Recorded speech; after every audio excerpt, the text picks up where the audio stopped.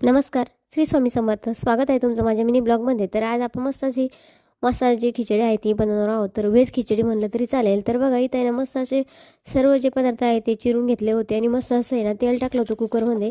जिऱ्या मोहरीचा तडका दिला होता, तेजपानं टाकलं होते, लसणाची आणि कोथिंबीरची पेस्ट टाकली होती, कांदा टाकला होता. तर आता यात मी काय काय सामान टाकते ते तुम्हाला दाखवणार आहे.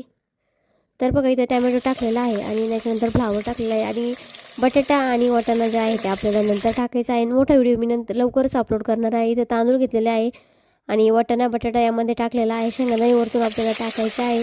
चवीनुसार मीठ टाकायचं आहे, हळद, लाल तिखट आपल्याकडे जे मसाले अवेलेबल असतील ते टाकायचे आहे.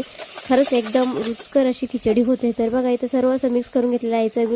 चवीनुसार मीठ पण वरतून टाकलेलं आहे आणि आपण जे धुतलेले तांदूळ होते ते वरती टाकून द्यायचे आहे आणि तांदूळ भिजतील इतपत पाणी टाकायचं आहे. तर बघू शकता तुम्ही पाणी थोडंसं गरम करून घ्यायचं आहे. तर मी पाणी गरम करून घेतलेलं आहे आणि बघा सर्व मिक्सअप करून घेतल्यानंतर कुकरची 2 शिट्ट्या होऊन द्यायच्या आहेत आणि वाफेवरती खूप छान अशी आपली जी खिचडी आहे ती होते. तर बघा आता इथं 2 शिट्टे ज्या आहेत त्या कुकरच्या झालेल्या होत्या आणि फायनली आपली जी खिचडी आहे ती तयार आहे. तुम्ही याला खिचडी म्हणू शकता, व्हेज पुलाव म्हणू शकता. तर बघा चला या खायला सर्वजण.